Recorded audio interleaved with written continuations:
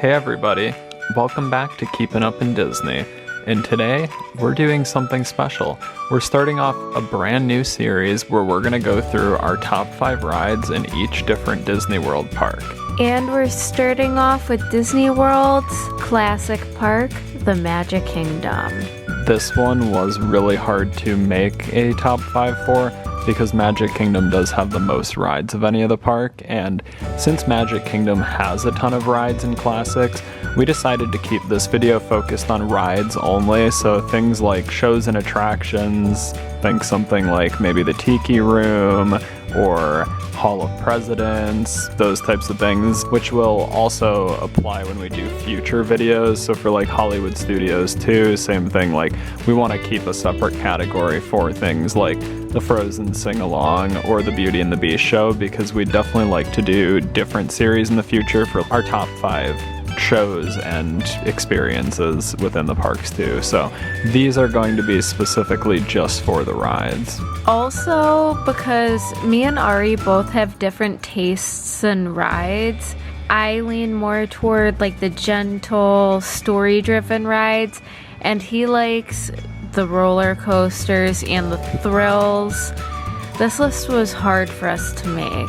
So what you'll see is our combined top 5 rides we both like, that for the most part we do ride together, and each brings something special. And we also did pick a few honorable mentions to put at the end. These are some of the ones that came very close to the list or are just notable for the park but didn't quite make our list.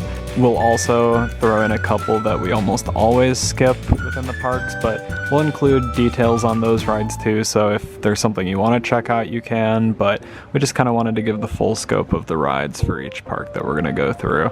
So, if you're ready, let's hop in. Here are our top 5 Magic Kingdom rides. Starting off the list, our number 5 is Space Mountain. This one is a classic and such a good coaster that is a really, really unique experience. I tolerate Space Mountain. Yeah, this one was more my pick for the list, but Jamie does go on Space Mountain too, and we will ride it together, so we wanted to include it. This one is a classic. Space Mountain opened at Magic Kingdom on January 15th, 1975. And it was among the first fully indoor computer-operated roller coasters that Disney built. So it does have some really cool history too. I mean, the building outside looks super unique and awesome too. And there are actually 2 tracks, so when you go into the loading stations too, you'll kind of get split into either side. And each of the tracks is about 3,196 feet long, and it actually only has a top speed of around 28 miles per hour, but it feels so much faster when you're actually on it because it's entirely in the dark, and with those tight turns, sudden drops, and no idea where you're going, it just does make it feel so much faster. And it's very like disorienting, also thrilling and unpredictable. Every single time, even if you've gone on Space Mountain quite a few times, the turns and drops will still really surprise you. It's really, really cool how Imagineering made it, so you do feel like you're going so much faster and kind of like flying through space, even though it's not that crazy of a coaster. Like if you've ever seen a lights on version of it, it does not look nearly as thrilling, so it's really weird actually being on it. Walking through the queue feels like you're entering a space station, kind of. Just like you're getting ready for launch. We do ride this one together. I enjoy it quite a bit and like the thrills, but Jamie just kind of holds on tight and tolerates it. And I scream. So if you're in the Magic Kingdom, you like a little bit of thrill and want to check out a classic, iconic Disney ride, you probably want to make sure that you hit Space Mountain. So it definitely had to make our list, and it's falling right at number 5. Our number 4 ride, we have Under the Sea Journey of the Little Mermaid. This is one of my favorite rides in the Magic Kingdom. I love this one. This one did open December 6th, 2012. It's a part of the new Fantasyland expansion that even brought us one of my other favorite rides, the Seven Dwarfs Mine Train. Yeah, this one was mainly Jamie's pick that she really wanted to have high up on our list, but I like this ride too, and it is beautiful. It's pretty immersive. It's a good dark ride, Omni Mover, and it is a great family-friendly option to have on our list to balance out some of the more thrilling ones. I like going on this ride a lot too. It's basically a complete retelling of the Little Mermaid story. It uses the Omni Mover vehicles, kind of like Haunted Mansion and a couple other rides that Disney has, but you sit in a shell and go through a story-driven ride that follows the movie from beginning to all the way through the end, and it's just very like smooth and continuous and can get a lot of people through, which does help keep the wait times lower too. So this is always a good one to check out if you want to like get out of the air conditioning and get inside for a little bit. From the outside, you have Prince Eric's Castle, which is one of my favorite parts of the Magic Kingdom park. It also has Ariel's meet and greet there and her grotto as well. And hearing songs like Under the Sea, Part of Your World, such pretty lighting, bubbles, music, everything makes you feel like you're in the movie. Yeah, there are some animatronics throughout too. The Ursula one is pretty cool and she's huge. And it is about like a 6.5 or 7 minute ride, so it's fairly long, and again, the wait isn't usually too long, so it's a good one to check out if you want to ride something, need to get out of the heat. Anyone who likes The Little Mermaid or The Little Mermaid movie would really enjoy this ride. It is a nice family-friendly option with great theming, so it definitely had to make our list. The Little Mermaid is my favorite Disney movie, and this ride gives me all of the feel. Nostalgia, magic, and it is such a nice, relaxing ride in a shell. So it is our number 4. Coming in at number 3, we have the Haunted Mansion. The Haunted Mansion is such a spooky ride, but it's also a classic, and this is one that we both do enjoy going on. Yeah, it is like a mix of kind of spooky, but also kind of humorous and musical and fun at the same time. It is one of the classic Disney attractions. It opened with Magic Kingdom on October 1st, 1971, so it is an opening day attraction. It's definitely one that we think pretty much everyone should check out. It also uses an Omni Mover, so just like how we were talking about for Little Mermaid, you board in this one though the Doom Buggy, and then you get taken room through room to see the mansion's haunted story. And this one is also about 7.5 minutes long, so gives you a lot of time to take in all those creepy sights, the ghostly illusions, and get all that classic Disney humor in there too. I especially love the Grim Grinning Ghost song at the end, and there are some iconic scenes like Madame Leota, and even just seeing the Haunted Mansion wallpaper all throughout. It's really cool. Also, there is a really cool pre-show for the Haunted Mansion where it has the iconic stretching room, and it looks like the room is stretching around you, and the portraits get taller and you can see more on them. And it's a little bit spooky at parts, but it is just such a classic. I like the Haunted Mansion because it's spooky but fun. It's not a coaster and it's not intense. It's perfect for a really hot afternoon and a really busy day, or just like a nighttime stroll through the park. It is very air conditioned, so on a hot day when you're in there, it's just a nice place to just sit back and relax in the dark. Don't let the cameras on this ride catch you. They do have cameras on this one too, and it kind of sneaks up on you. So when you do get your pictures, you never know what you're gonna look like, and sometimes it's really funny. The line for this one, it can get long during like the busy days and maybe right during midday when it's like peak times for the park, but outside of that, at like not as busy times or in the night or even earlier in the day, the waits for Haunted Mansion are always pretty reasonable too, and kind of a weird thing for this ride. If you ever see like a 13-minute wait posted, same thing with Tower of Terror in Hollywood Studios too, but if if you see a 13-minute wait posted for Haunted Mansion, it basically means it has like not a long wait or any wait at all, but it's just kind of like a fun little Easter egg or funny thing that Disney throws into the app. Those are like some of the only rides that can get a 13-minute wait. All the others are in intervals of 5, so it's kind of fun to know.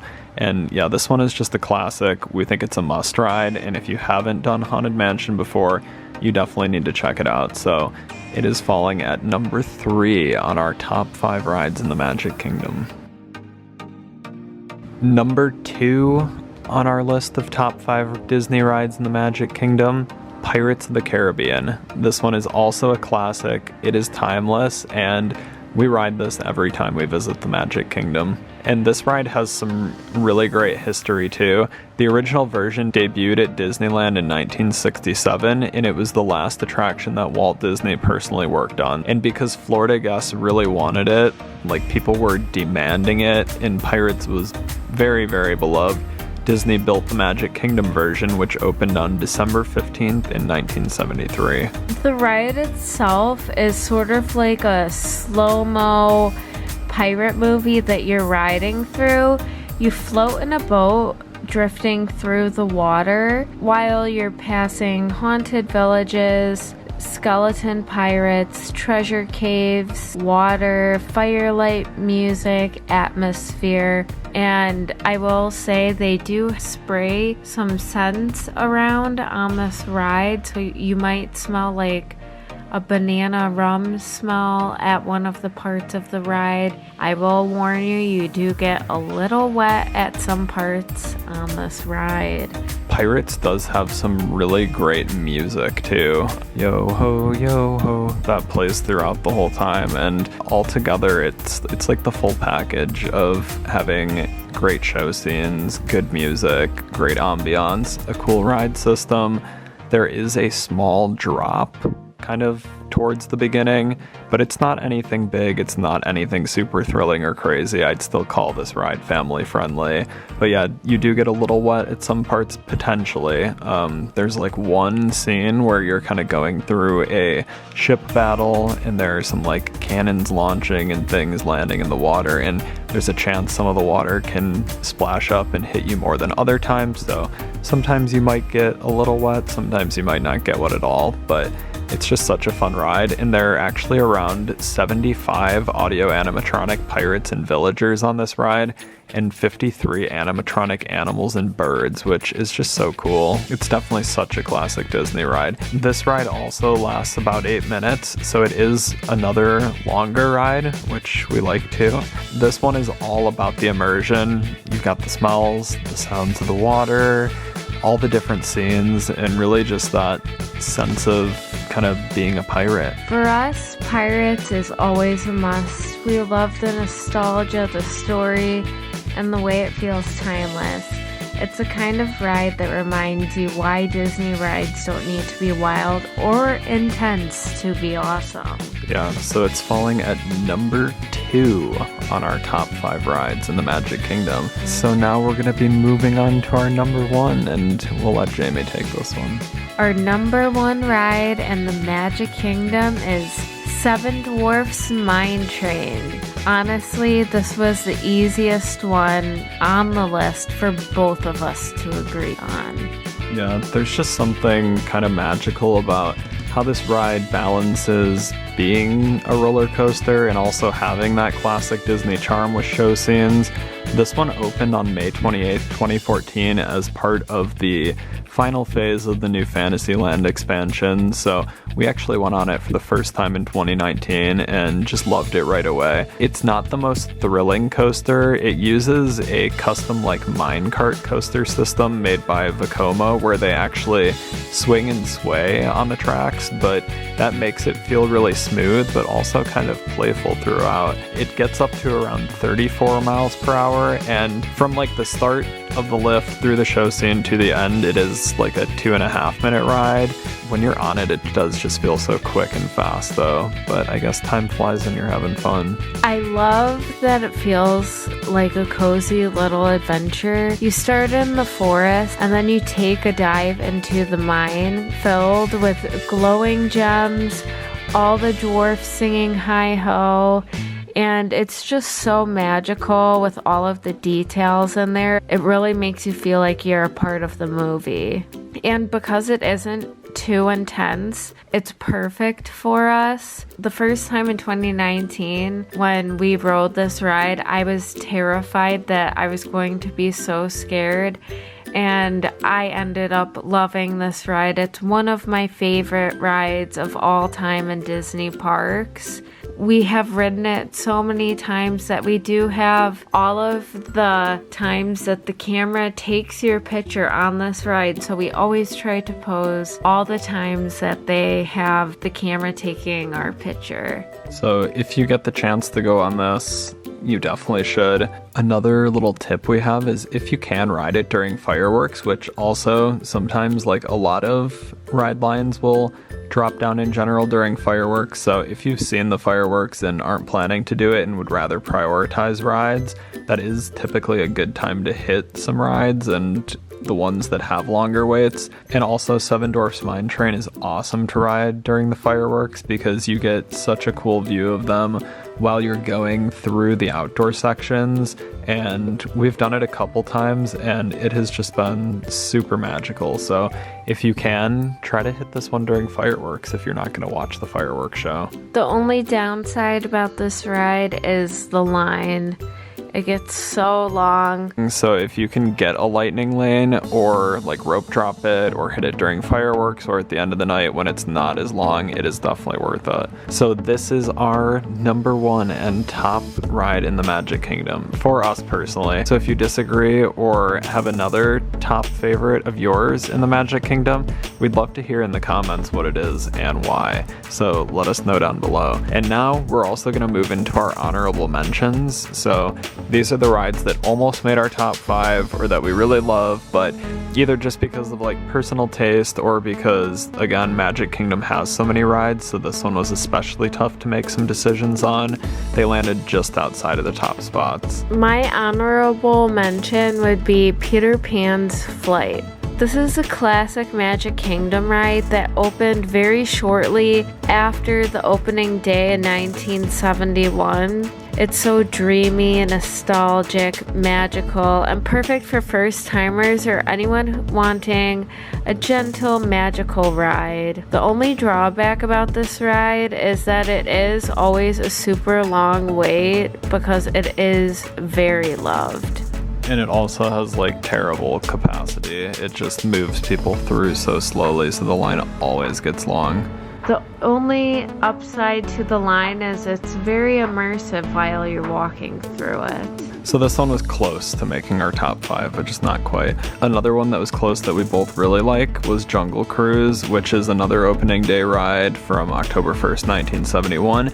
And this one has the boats, the comedy with the skippers, which is one of the best parts, really cool theme sets, animatronic animals. It's great for families and is also a nice laid-back break from some of the other rides. So Jungle Cruise was really hard to not put in our top 5, but I don't know, like Haunted Mansion, Pirates, some of the others, they just took the top spots over it. Another was Big Thunder, which we really like just because it's a coaster that we both go on to. It's fairly thrilling, but not like super crazy. It's got great theming and not the worst waits in the Magic Kingdom, so it was another one that was close to making the top list, but just not quite. And then one I just wanted to put on here to mention was Tiana's Bayou Adventure, formerly Splash Mountain, because I did always really like the ride when it was Splash Mountain. I mean, I didn't really like particularly care for the Splash Mountain theming or story though, so I think I would like Tiana's a lot. I mainly cared about like the ride, and I liked the boat ride and the drops and everything. I guess I did kind of like the Zippity Doodah song, but I like the music from Princess and the Frog just as much too, I would say, or better, so I think I would like Tiana's. So we haven't been back since it's open, so I put it on here because I wanted to mention it because I didn't really even include it in the rankings at all, but it would have maybe made our top 5 had I gone on it. Maybe after the next time we go back, I'll give an updated review. And because we want to be honest about what we like and also don't, here are the few rides that we usually skip in the Magic Kingdom and wouldn't typically go on.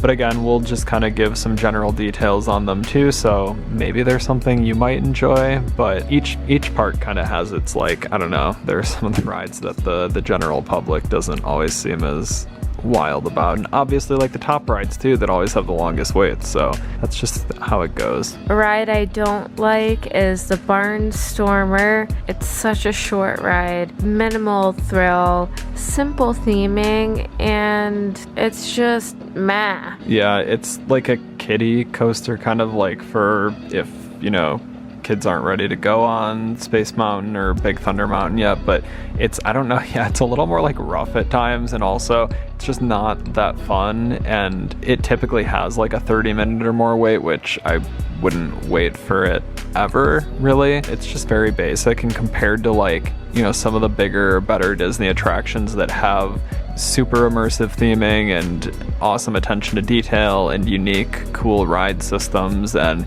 even like all the other coasters, this one just feels kind of more like a, I don't know, not quite to the level of Disney's other attractions, but I mean, it's fine. It's not a bad coaster. I'll still go on it, but it's not one we choose typically. And then the last one we typically don't go on is the Tomorrowland Speedway. It is one of the original Magic Kingdom rides as well, but the smell of the gas in the area is always kind of strong. It's just a little slow moving, fairly long waits during the day too. It can be fun and does give some nice views of Tomorrowland and Space Mountain and the castle, but it just never feels super worth it for us to go on it. So maybe if they ever do upgrade to the electric cars like Disneyland is planning to do, we would definitely give it another try and go on it more often, but for now, we don't typically ride it.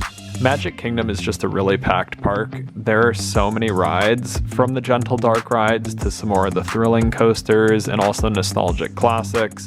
So depending on what mood you're in, you could totally build a different top 5. So again, let us know in the comments what your top 5 is, why they're your favorites, what you think about our list. If you disagree, we'd love to hear. Because I like story, chill, and nostalgia, and Ari likes thrill, variety, and roller coaster rushes, narrowing it down forced a compromise. There were rides that we loved that didn't make the list.